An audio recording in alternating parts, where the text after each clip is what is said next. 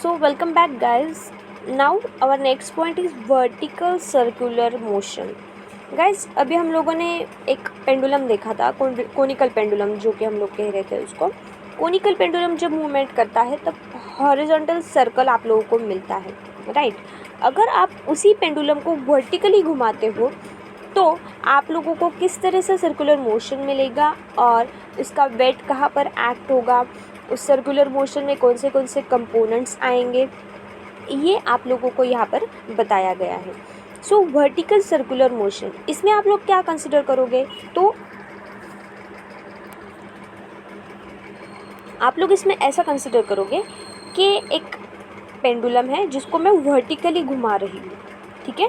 Vertically मैं उसको rotate कर रही हूँ। जब वो वर्टिकली रोटेट होगा तब यहाँ पर आप लोग देख सकते हो T1, T2, T3 ऐसे अलग अलग पोजीशंस आप लोगों को दिखाई दे रहे हैं, राइट। और जो ब्लू कलर के डॉट्स हैं वो आप लोगों का पेंडुलम है, ऐसा कंसिडर करिए। पेंडुलम इन द सेंस कि वो पेंडुलम का बॉब है, ऐसा कंसिडर करिए, ठीक है। तो वो जो बॉब है वो T1 पोजीशन पे जब रहेगा तब आप लोगों का जो वेट है वो डाउनवर्ड पोजीशन में जाएगा पेंडुलम का, मतलब कि mg रहेगा डाउनवर्ड पोजीशन में, और उसका टेंशन कहाँ पर रहेगा? तो ऑब्वियसली अपवर्ड पोजीशन में रहेगा, मतलब कि सेंट्रीपिटल फोर्स एक्ट होगा। देन अगेन जब आपका पेंडुलम T2 पोजीशन पे जाएगा, रोटेट होते होते वो T2, T3 ऐसे अलग अलग पोजीशन बना सकता है। यहाँ पर मैंने सिर्फ 3 पोजीशंस दिखाई हुई है, एक्चुअली 4 पोजीशंस है, लेकिन T2 दोनों तरफ सेम है, इसलिए मैंने T2 नोटेशन लिया हुआ है उसको।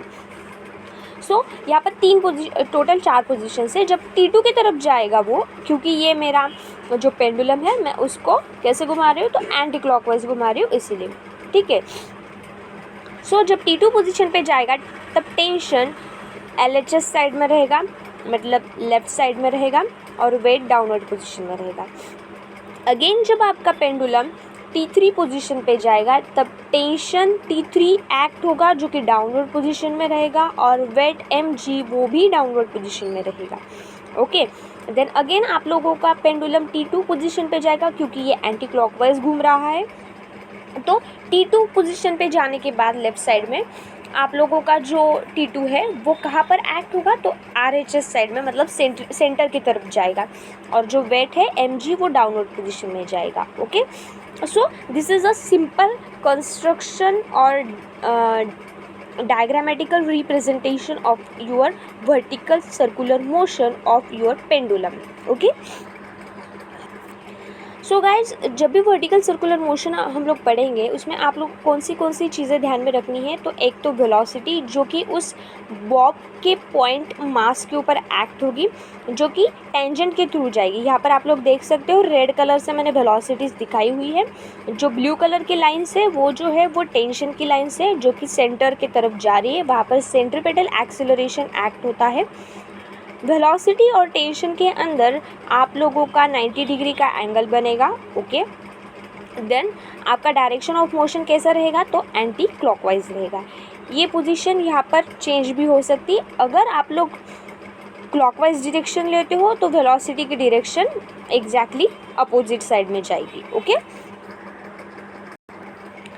सो गाइज अगर हम लोग अगेन कंसिडर करते हैं कि कौन से टेंशन, वेट और कौन से कंपोनेंट्स पेंडुलम के ऊपर एक्ट होंगे in the vertical circular motion, then ये फिगर आप लोग कंसिडर कर सकते हो। अगेन यहाँ पर वेट रेड कलर से डिनोट किया हुआ है, mg है वो।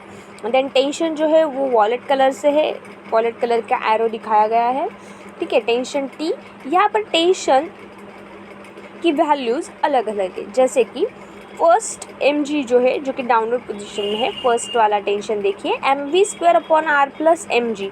यहाँ पर टेंशन की वैल्यू mv² + mg किया हुआ है। क्यों? क्योंकि ये एक दूसरे के अपोजिट डायरेक्शन में है, राइट।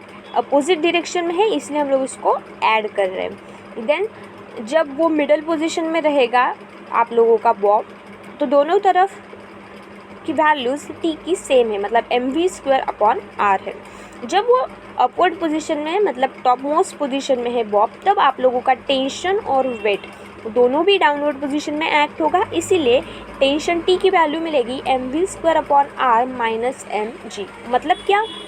कि जब भी आप लोगों का टेंशन और वेट एक ही डायरेक्शन में रहेगा तब आप लोगों को जो टेंशन की वैल्यू मिलेगी उसमें से आप लोगों को वेट मतलब mg माइनस करना होगा। Okay, so guys again vertical circular motion due to earth's gravitation, ये एक पॉइंट है जिसमें कि आप लोगों को वेलोसिटी की वैल्यू निकाली हुई है at highest point the minimum velocity must be v1 is equals to under root of are g. यहाँ पर ऐसे है गाइस कि आप लोगों को जो वेलोसिटी मिलेगी वो under root of r into g मिलेगी। R is the radius factor multiply by gravity, it is in the square root. Okay, उस पॉइंट के लिए जो रेडियस रहेगी वो और ग्रेविटी जो कि मल्टीप्लाई होगी आप लोग की उस पॉइंट के लिए, ठीक है, उन दोनों का मल्टीप्लिकेशन और उसका स्क्वायर रूट जब निकालेंगे तब हम लोगों को वेलोसिटी की वैल्यू मिलेगी। ऐसे हर एक पॉइंट मतलब अभी ये जो ए पॉइंट है, ए पॉइंट के लिए अलग रहेगी, बी पॉइंट के लिए अलग रहेगी, देन सी पॉइंट के लिए अलग रहेगी, डिपेंड्स। उसका एक्सप्रेशन अभी हम लोग देखेंगे। So guys, two types of circular motions are commonly observed in practice in vertical circular motion। दो टाइप्स के वर्टिकल सर्कुलर मोशंस रहते हैं, कौन से? सो फर्स्ट मतलब a, a control vertical circular motion such as giant wheel और similar games. In this case, the speed is either kept constant or not totally controlled by the gravity। Giant wheel देखा होगा आप लोगों ने, या तो फिर किसी भी आप लोग गाड़ी का टायर वगैरह कंसिडर कर सकते हैं, जो कि एक एग्जाम्पल है आप लोगों का वर्टिकल सर्कुलर मोशन के लिए। Then b, vertical circular motion control only by the gravity. First point में आप लोगों का ग्रेविटी ही कंट्रोल करेगा ऐसा नहीं रहता है, लेकिन सेकंड पॉइंट जो है वो सिर्फ और सिर्फ ग्रेविटी की वजह से कंट्रोल होता है। In this case we initially supply the necessary energy at the lowest point, मतलब ग्रेविटी हमेशा लोवेस्ट पॉइंट पे है ऐसा कंसिडर करके हम लोग उसको कैलकुलेशंस लेते हैं। Then onwards the entire kinetics is govern by the gravitational force. During the motion there is inter conversion of kinetic energy and gravitational potential energy. Second point में क्या होता है कि ग्रेविटी अप्लाई होने की वजह से kinetic energy and your potential energy दोनों का भी क्या हो जाता है, तो इंटर कन्वर्जन हो जाता है, मतलब एनर्जी जो है वो वन फॉर्म में से अनदर फॉर्म में कन्वर्ट हो जाती है। It's because of the gravity. So guys next point is point mass undergoing vertical circular motion under gravity. Gravity जब अप्लाई होगी तब अलग अलग दो केसेस आप लोगों को देखने हैं, जो कि पेंडुलम के ऊपर या तो फिर उसके mass and kinetic energy and potential energy के ऊपर क्या इफेक्ट होगा वो हम लोग को यहाँ पर देखना है। सो उसके लिए हम लोग केस फर्स्ट देखेंगे, जिसमें मास टाइड टू अ स्ट्रिंग। मास जो है वो अटैच है स्ट्रिंग को, ऐसा ये कंसिडरेशन किया गया है। Figure 1.10 shows a bob treated as a point mass tied to a massless inextensible and flexible string। Figure में देख सकते हो आप लोग, जो बॉब है जो कि ब्लैक डॉट से दिखाया गया है, which is treated as a point mass tied to a massless inextensible and flexible string, जो कि ऐसे स्ट्रिंग को अटैच है जो कि इनएक्सटेंसिबल है, फ्लेक्सिबल है एंड मासलेस है, जिसको कोई भी मास नहीं है। It is whirled along a vertical circle so that the bob performs a vertical circular motion। यहाँ पर जो बॉब है वो ऐसे घुमाया जा रहा है कि वो एक वर्टिकल सर्कुलर मोशन क्रिएट करेगा in the terms of vertical plane। At any position of the bob there are only two forces acting on the bob। यहाँ पर किसी भी पोजीशन में जब बॉब रहता है तब उसके ऊपर दो फोर्सेस एक्ट होते हैं। कौन से तो वो कौन से फोर्सेस है, तो एक है it's weight mg which is vertically downward. mg weight जो है वो डाउनवर्ड पोजीशन में जाएगा, विच इज़ कांस्टेंट, जो कि कांस्टेंट रहेगा। वेट बॉब का जो वेट है वो कांस्टेंट ही रहेगा, वो आप किसी भी पोजीशन में उसको घुमाओगे तो वो यहाँ पे रखो, यहाँ पे घुमाओ, या तो फिर घर पे घुमाओ, या तो फिर क्लास में घुमाओ, कहीं पे भी घुमाओ, उसका वेट तो आप लोग को सेम ही मिलेगा।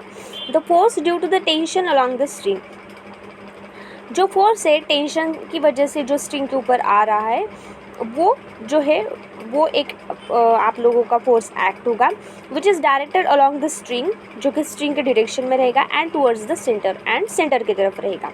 Its magnitude changes periodically with time and location. लेकिन ये जो फोर्स है जो कि टेंशन की वजह से है, इसका मैग्नीट्यूड पीरियोडिकली चेंज होता जाएगा। क्यों? क्योंकि जब भी आप उसको घुमाओगे तब कुछ सेकेंड्स के लिए वो जो बॉब है वो इधर से उधर होगा, तो उस वक्त वो कौन से हाइट पे है, कौन से लेंथ पे है, उसके ऊपर उसका टेंशन डिपेंड करेगा। Okay guys, as the motion is non uniform, अगर मोशन यूनिफॉर्म नहीं रहता है then the resultant of these two forces is not directed towards the center except the uppermost and the lowermost position of the bob. At all the other positions, part of the resultant is tangential and is used to change the speed. यहाँ पर अगर motion uniform नहीं होता है then the two forces is not directed towards the centre except the upper most and the lower most. यहाँ पर सिर्फ दो ही फोर्सेस एक्ट रहेंगे, जो कि एक टॉप मोस्ट पोजिशन पर रहेगा और एक लोअर मोस्ट पोजिशन पर रहेगा, किसका? बॉब का। और जो भी other than this top and low position के अलावा जो भी रहेंगे वो जो उसके जो पार्ट रहेगा वो रिजल्टेंट इज टेंजेंशियल, मतलब वो टेंजेंशियल रहेगा अकॉर्डिंग टू देयर स्पीड। सो यहाँ पर हम लोग अलग अलग टाइप्स के पोजीशंस कंसिडर करने वाले हैं फ्रॉम द फिगर। गाइज आप लोग यहाँ पर फिगर को देख सकते हो। फिगर में आप लोगों को ओ पॉइंट सेंटर पॉइंट है, ए बी सी डी ऐसे 4 अलग अलग पोजीशंस कंसिडर किए हुए हैं, जिसमें कि आप लोगों का ए पोजीशन टॉप मोस्ट पोजीशन है, बी पोजीशन डाउनवर्ड पोजीशन है जो कि लोअर मोस्ट पोजीशन भी हम लोग उसको कह सकते हैं, सी एंड डी ये जो 2 पोजीशंस है वो मिडल में है। ओके, उसमें सी पॉइंट एक्सिलरेट से एंड डी पॉइंट्स रिटार्डेड से। मतलब क्या कि आप लोगों का जो बॉब है वो एंटी क्लॉकवाइज पोजीशन में घूम रहा है, तो एंटी क्लॉकवाइज पोजीशन में जाते वक्त वो सबसे पहले कहाँ पर जाएगा? तो डी पॉइंट पे जाएगा, बी से डी, डी से ए से सी, सी से बी जाएगा, राइट। सो जब वो बी से डी जाएगा तब रिटार्ड्स होगा, मतलब कि उसको वेट ज़्यादा लगेगा, नीचे की पोजीशन में उसको खींचेगा, लेकिन उसको हम लोग ऐसा फोर्स लगाएंगे ज़्यादा कि वो अपवर्ड पोजीशन में जाएगा। ए पॉइंट के ऊपर आने के बाद में वो अगेन उसके ऊपर दोनों टेंशन और फोर्स दोनों भी डाउनवर्ड पोजीशन में रहेंगे, इसलिए वो जल्दी नीचे आ जाएगा, मतलब सी पॉइंट के ऊपर आएगा। सी पॉइंट में उसको एक्सिलरेट होगा, मतलब क्या कि टेंशन कम रहेगा लेकिन वेट ज़्यादा रहेगा। और जब वो सी पॉइंट से बी पॉइंट तक आएगा तब वहाँ पर टेंशन अपवर्ड पोजीशन में रहेगा और वेट डाउनवर्ड पोजीशन में रहेगा, मतलब दोनों भी उसको बैलेंस करेंगे। ओके, सो गाइज हम लोग फर्स्ट देखेंगे which is upper most position a. Both weight mg and force due to the tension TA are downwards. A position के लिए वेट भी और टेंशन भी डाउनवर्ड पोजीशन में आएगा, that is towards the centre रहेगा। In this case their resultant is use only as the centripetal force. Thus if VA is the speed at the upper most point we get mg plus TA, मतलब दोनों का addition is equals to mv² A upon r. दोनों का addition क्या रहेगा? तो centripetal force रहेगा।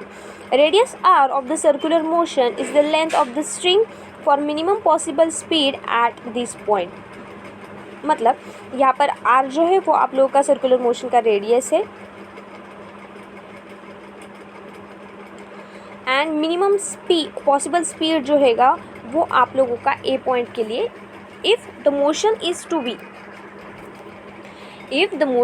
To be realise with minimum possible energy, then t tension कितना रहेगा ए पॉइंट के लिए? तो 0 रहेगा। देयरफॉर अगर टी हम लोग 0 पुटअप करते हैं तो VA क्या मिलेगा हम लोग को? तो √r(g) मिलेगा, जो कि मैंने आप लोगों को फर्स्ट स्लाइड में बताया था। ओके गाइज, सो V मिनिमम कितना मिलेगा? तो √r(g) मिलेगा। किस पॉइंट के लिए? तो ए पॉइंट के लिए। Next is your lower most position b position के लिए हम लोग को क्या वैल्यू मिलती है V की, वो देखना है हम लोग को। Force due to the tension TB is vertically upwards. B position पे टेंशन वर्टिकली अपवर्ड में रहेगा एंड जो वेट है वो अपोजिट है उसके, मतलब वो डाउनवर्ड पोजीशन में जाएगा। If VB is the speed at the lower most point we get अभी यहाँ पर कैसा है, दोनों भी एग्जैक्टली अपोजिट डायरेक्शन में, इसलिए दोनों का हम लोग सब्सट्रैक्शन करेंगे। T B minus m g that is equals to m v b square upon are.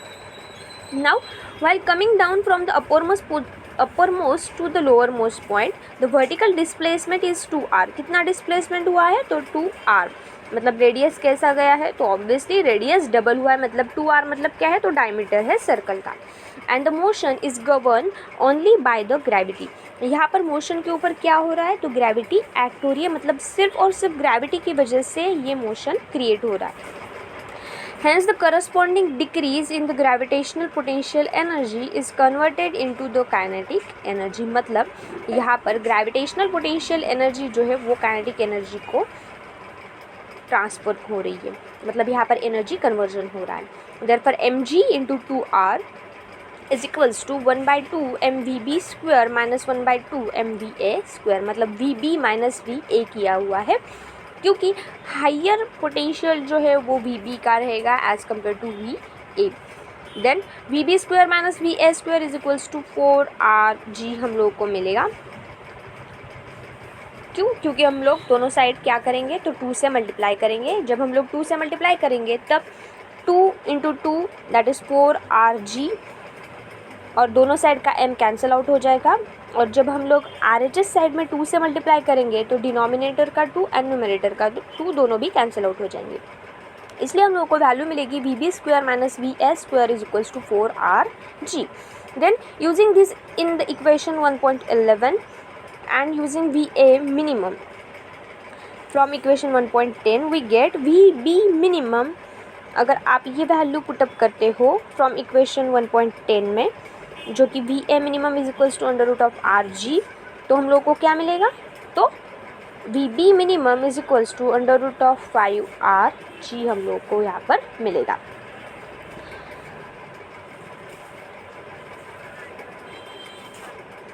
Then subtracting equation 1.9 from equation 1.11 में से 1.9 हम लोग सब्सट्रैक्ट करेंगे तो क्या मिलेगा, T B minus T A minus 2mg is equals to m upon r into bracket vb square minus va square। So tb minus ta minus 2mg is equals to m upon r into bracket vb square minus va square। Using equation number 1.12 and rearranging we get tb minus ta equals to 6mg। यहाँ पर tension का जो subtraction है, मतलब B point पे जो tension रहेगा minus ए point पे जो टेंशन रहेगा, उन दोनों की वैल्यू मिलेगी आप लोग को 6 into M into G. This is for the position B. Guys next हम लोग देखेंगे positions when the string is horizontal, मतलब जब सी और डी पोजिशन पे आप लोगों का स्ट्रिंग रहेगा या तो फिर बॉब रहेगा तब के लिए। So force due to the tension in the only force towards the center as weight mg is perpendicular to the tension, मतलब C point and D point दोनों पे भी क्या होगा, वेट डाउनवर्ड पोजीशन में जाएगा और टेंशन जो है वो सेंटर की तरफ जाएगा। Thus force due to the tension in the centripetal force use to change the direction of the velocity and weight mg is use only to change the speed. मतलब फोर्स और weight दोनों भी speed को change करने के लिए यहाँ पर यूज़ किए गए हैं, मतलब यहाँ पर काइनेटिक एनर्जी यूज होगी। Using the similar mathematics it can be shown that T C minus T A, C position का टेंशन एंड ए पोजिशन का टेंशन दोनों का subtraction is equals to D position का टेंशन माइनस ए पोजिशन का tension. दोनों का tension का अगर सब्सट्रैक्शन कंपेयर करते हैं तो हम लोग को क्या मिलेगा, तो 3mg मिलेगा। And V C minimum is equals to V D minimum, दोनों की भी वैल्यू क्या मिलेगी, तो अंडर रूट ऑफ 3rg मिलेगी। Next point is arbitrary positions. Force due to the tension and weight are neither along the same line nor perpendicular. Tangential component of weight is used to change the speed. It decreases the speed while going up and increases it while coming down. यहाँ पर speed decrease होगा जब आप लोगों का Bob ऊपर जाएगा और स्पीड इंक्रीज होगा जब आप लोगों का बॉब नीचे आएगा। ये एक सिंपल पोजीशन का यहाँ पर फोर्स एक्ट हो रहा है। जैसे कि जब भी आप कोई चढ़ती चढ़ते हो, रास्ता है कोई भी, वहाँ पर अगर आप लोगों को कुछ चढ़ाव आता है तो आप लोगों का स्पीड जो है वो कम हो जाता है और जो फोर्स है वो ज़्यादा लगता है, राइट। और जैसे ही आप उस वहाँ से उतरते हो, रिटर्न बैक आते हो, तब आप लोगों का स्पीड ज़्यादा हो जाता है और आप लोगों को फोर्स भी कम लगाना पड़ता है। यही यहाँ पर आर्बिट्री पोजीशंस में आप लोगों को एक्सप्लेन किया गया है। So guys, next point is your case 2 which is mass tied to a rod. अगर हम लोगों ने मास को किसी रॉड कुछ हम लोगों ने टाई अप किया हुआ है, देन हम लोगों को क्या वैल्यूज़ मिलेंगे वो हम लोगों को देखना है। पहले केस में हम लोगों ने क्या देखा था, तो मास टाइड टू अ स्ट्रिंग था। यहाँ पर रॉड को अटैच करने के बाद में क्या होगा वो देखना है। Consider a bob point mass tied to a practically massless and rigid rod and whirl along a vertical circle. The basic difference between the rod and the string is that string needs some extension or some tension at all the points, including the uppermost point. Thus, the certain minimum speed equation 1.10 is necessary at the uppermost point in the case of a string. जब आप लोग string consider करोगे तब उसको कुछ ना कुछ extension मिलेगा या तो फिर टेंशन मिलेगा, लेकिन जब आप कोई भी रॉड कंसिडर करोगे तब आप लोगों को ये टेंशन की ज़रूरत नहीं रहेगी। तब आप लोगों का जो रॉड है वो फिक्स रहेगा, राइट। उसमें कुछ भी टेंशन हर एक जगह के लिए चेंजेस नहीं होगा। In the case of rod, as the rod is rigid, such a condition is not necessary. Rod rigid ही हो ऐसी कंडीशन नेसेसरी नहीं है। Thus, practically zero speed is possible at the uppermost point. इसलिए zero speed जो रहेगा वो upper most point को पॉसिबल हो सकता है। Using similar mathematics, it is left to the readers to show that v lower most minimum is equals to √4rg, that is equals to √4 का value आता है 2 बाहर निकाल दिया स्क्वायर रूट के, तो क्या मेरे अंदर क्या बचेगा 2 × √rg। v minimum at the rod horizontal position is √2rg। Then t lower most minus t upper most is equals to 6mg। ये जो केस सेकंड है इसमें सिर्फ एक ही वैल्यू आप लोगों को मिलेगी। क्यों? क्योंकि यहाँ पर रॉड को आप लोग बॉब अटैच करने वाले हो, राइट। अगर आप लोग स्ट्रिंग को लेते हो तो हर एक पोजीशन पे टेंशन अलग रहेगा, लेकिन रॉड को अगर आप लोग अटैच करते हो तो रॉड का टेंशन सेम रहेगा हर एक पॉइंट के लिए। सो lower most and upper most दोनों का भी अगर सब्सट्रैक्शन करते हो टेंशन का तो 6mg यही आप लोगों को फाइनल टेंशन मिलेगा।